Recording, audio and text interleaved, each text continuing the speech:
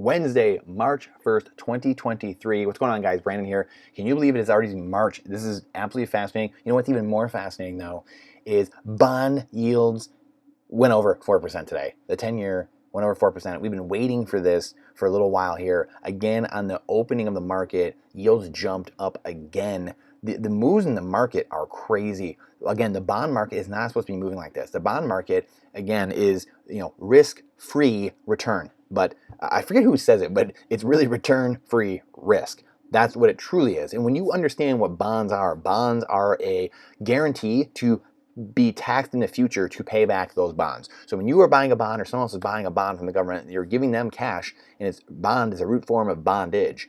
And you are saying, hey, you know what, government, here's some cash now, spend it on whatever propaganda or wars or whatever BS you want now, and give me a return in the future at some point by taxing me in the future, by inflating away the currency indirectly or directly taxing me in the future, or taxing my children or grandchildren or whoever. That's literally what a bond is.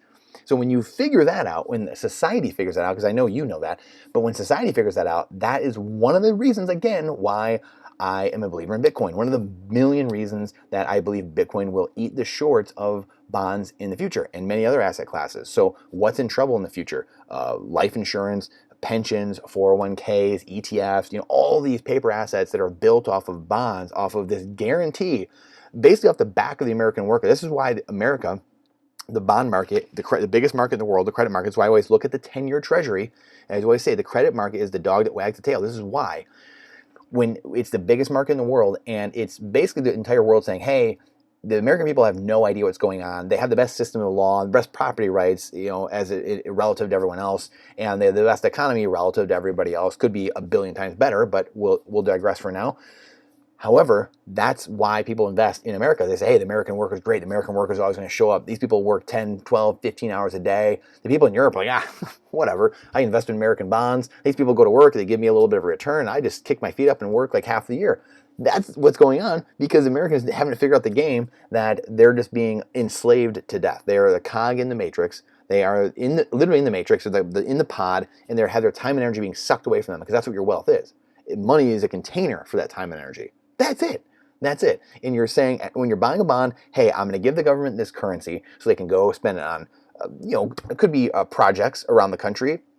It could be a national park, could be Mount Rushmore. But generally it goes to paying off 10% of the big guy. It goes to wars, Afghanistan, Ukraine, Vietnam, Desert Storm, Grenada, all these boondoggles, bridges to nowhere, and things like Solyndra or running Operation Fast and Furious and Choke Point, these ways to try to entrap people, good people, honest people, and try to make them look bad, whatever it is. This is what the government does, and this is how they create crisis and emergency. As we know, what's his name, Obama's guy, after Chicago, don't let a good crisis go to waste. And this goes back before that too. But this is the game being played on all this. This is why investing in bonds, I had a couple bonds that I sold off like a year or two ago because we're at the height of bond value. We are at the depths of the yield, so the height of bond value. And I sold mine off. They were like, 10 or 20 years I've had them since I was a kid. I'm like getting rid of these. Once I understood truly number of years ago, like in 2020, what bonds truly were.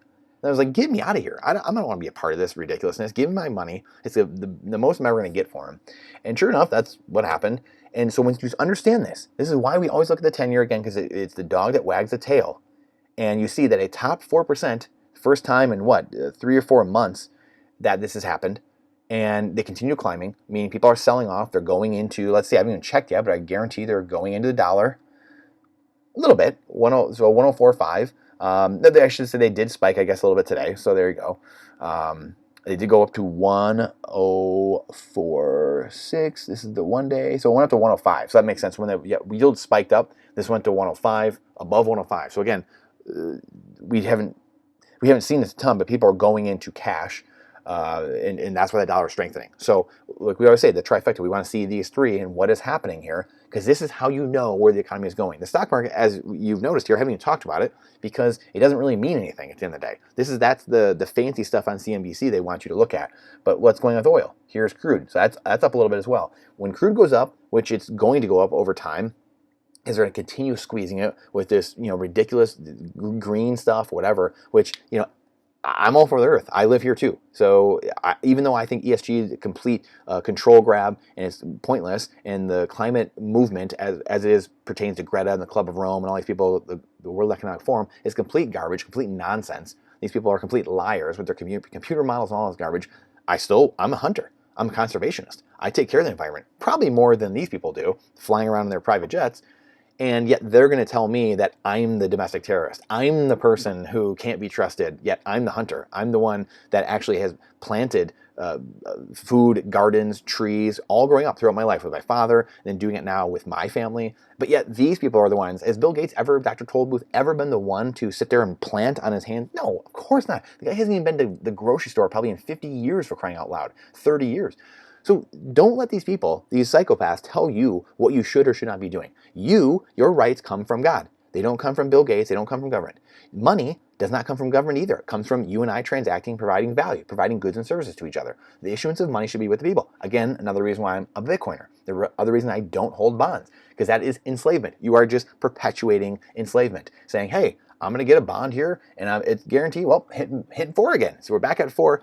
I'm guaranteeing that I'm going to get taxed in the future. I guarantee I want to get taxed in the future to pay myself back, or my kids to pay taxes to pay myself back. This is just has a clown world, or it's it's just more people in the future, right? It's a Ponzi scheme. There are more people in the future that are paying in to pay off the bondholders who are coming due.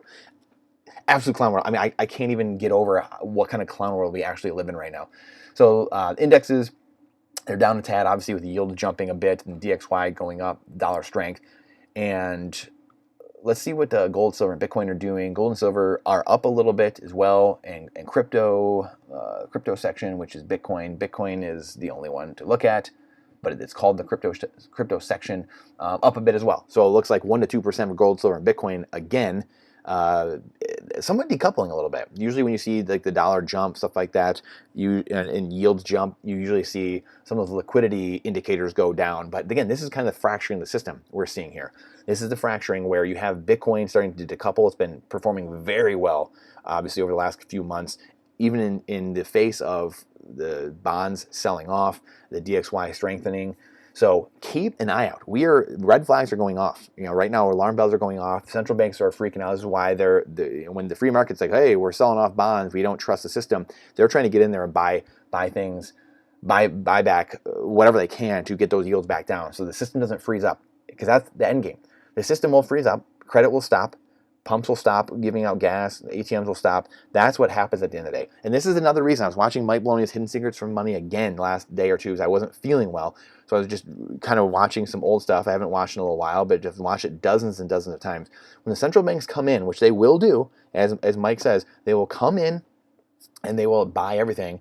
Once the just easy currency printing isn't working and buying bonds, they'll buy real estate at that point, which they already again kind of are. Stocks, they already kind of are, but they'll keep buying up every asset there is. And then eventually, again, when that happens and people just allow them to do that, we all allow them to do that.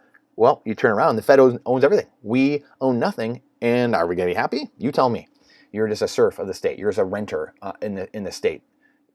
Are you going to be happy? You own nothing in your life and you just rent everything from government. We know how good government is with the DMV and the veterans, the VA and everything. We know how good that is in Obamacare. We know how efficient and well run those things are. You want them running every aspect of your life? So in saying that, what's the hope? What's the hope? Again, we have the massive debt. We know where this ends. Again, we just showed you all this. This is has to go up because the dollar is debt, 120% of GDP.